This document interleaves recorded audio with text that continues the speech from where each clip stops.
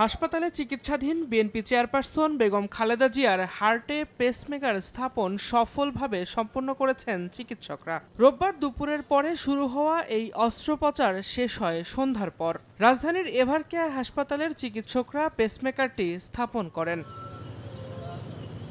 রাতে বেগম জিয়ার ব্যক্তিগত চিকিৎসক গণমাধ্যমকে জানান, সফলভাবে অস্ত্রোপচার শেষ হলেও ২৪ ঘন্টার আগে বিএনপি নেত্রীর শারীরিক অবস্থা নিয়ে এখনই কিছু বলা যাচ্ছে না। শারীরিক অবস্থা বিবেচনায় বেগম খালেদা জিয়া এখনও সিসিইউতে আছেন জানিয়ে ডাক্তার জাহিদ বলেন, এর আগে তার হার্টে ৩টি ব্লক ধরা পড়েছিল, যার একটিতে রিং পরানো আছে। প্রথম টেম্পোরারি পেসমেকার, পরবর্তীতে পার্মানেন্ট পেসমেকার লাগিয়ে আজকে এই মুহূর্তে উনি ক্রিটিক্যাল কেয়ার ইউনিটে চিকিৎসকদের সার্বিক তত্ত্বাবধানে নিবিড় পর্যবেক্ষণে রয়েছে। আগামী ২৪ ঘন্টা না গেলে কোনো অবস্থাতেই তার শারীরিক অবস্থা সম্পর্কে এই মুহূর্তেই কোনো ধরনের কমেন্ট করা খুবই বিব্রতকর হয়ে যেতে পারে। এখন জন্ম সনদ দিয়ে খোলো বিকাশ স্টুডেন্ট অ্যাকাউন্ট, নিজের বিকাশ নিজে কর।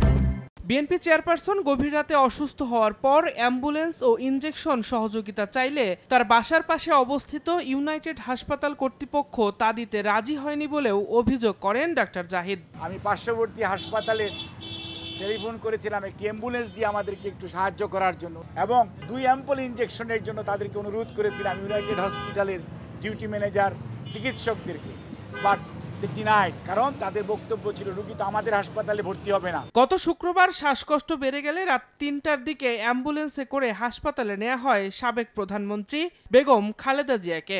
এরপরই ভর্তি করা হয় করোনারি কেয়ার ইউনিট সিসিইউতে। ৭৮ বছর বয়সী বেগম খালেদা জিয়া ডায়াবেটিস, আর্থ্রাইটিস ছাড়াও হৃদরোগ, ফুসফুস, লিভার, কিডনি সহ বিভিন্ন জটিল রোগে ভুগছেন। দিন মোহাম্মদ সাব্বির, সময় সংবাদ, ঢাকা।